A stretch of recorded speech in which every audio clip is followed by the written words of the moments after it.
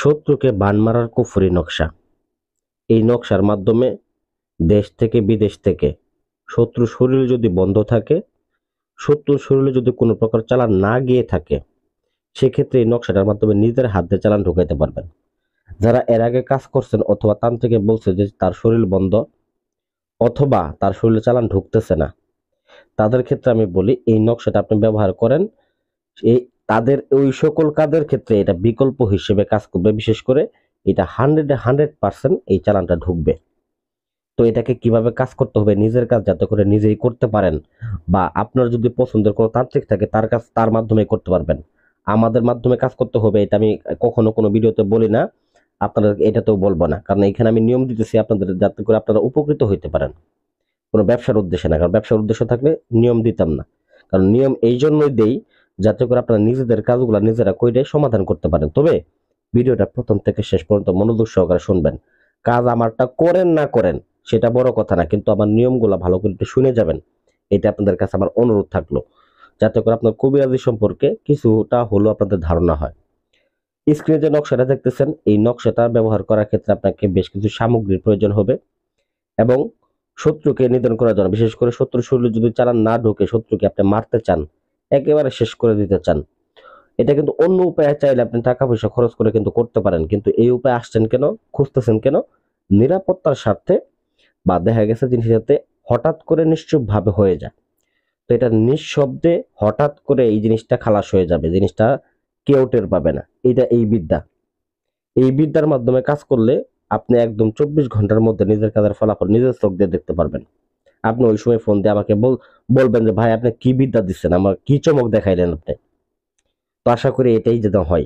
তো যাই হোক, স্ক্রিনে এই নকশার কাজ করার জন্য শত্রুর নাম নিবেন, শত্রুর বাবার নাম নিবেন, এবং তার পাশাপাশি আপনাকে বাজার থেকে কামসিঁদুর কিনে আনতে হবে।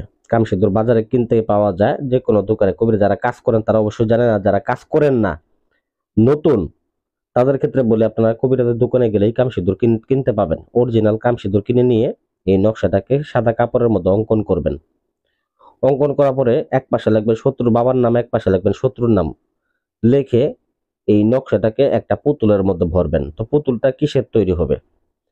পুতুলটা আপনারা যদি পারেন কাঁচা মাটির পুতুল, সেক্ষেত্রে মানে পোড়ানো ছাড়া, সেক্ষেত্রে এটা সব থেকে ভালো হয়। আর যদি কাঁচা মাটির পুতুল আপনারা না পান, সেক্ষেত্রে প্লাস্টিকের যে পুতুলগুলা বাজারে কিনতে পাওয়া যায় ওইটার মধ্যে দিবেন। তবে ওই পুতুলটাকে কিন্তু জাগ্রত করে নিতে হবে তার নাম দ্বারা। আর যারা জাগ্রত করতে পারেন না তারা মাটি দিয়ে পুতুল বানায় নেবেন, তাহলে যথেষ্ট।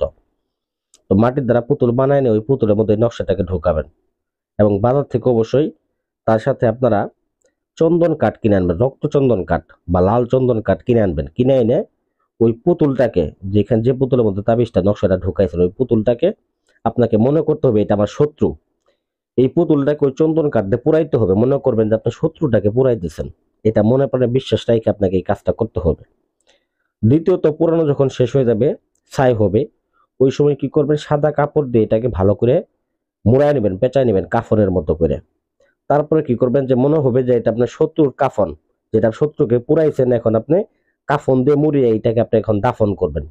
তারপরে এখন কি করবেন, এই সাদা কাপড়ের টুকরা টুকরুকে শত্রু মনে করে তার একটা ছবি পারলে ভেতরে দিয়ে দিবেন, দিয়ে একটা ছোট্ট করে জানাজা দিবেন। জানাজা দিয়ে এটাকে আপনার উত্তর দিক করে একটা কবর খুঁড়বেন ছোট্ট করে, যেখানে আসন করবেন ওই জায়গাতেই। অবশ্যই আসন করার সময় মোমবাতি আগরবাতি জ্বালায় নেবেন, পাক পবিত্র হয়ে নেবেন।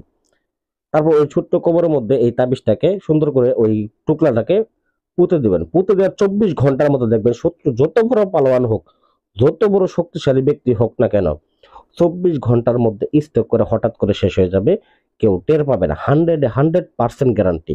এই বিদ্যা যদি আপনি কাজ করতে চান, সেক্ষেত্রে আমাদের স্ক্রিন নাম্বারে যোগাযোগ করে অনুমতি নেবেন এবং কাজ করবেন, ব্যাস এতটুকুই। আশা করি ভিডিওটা ভালো লাগবে।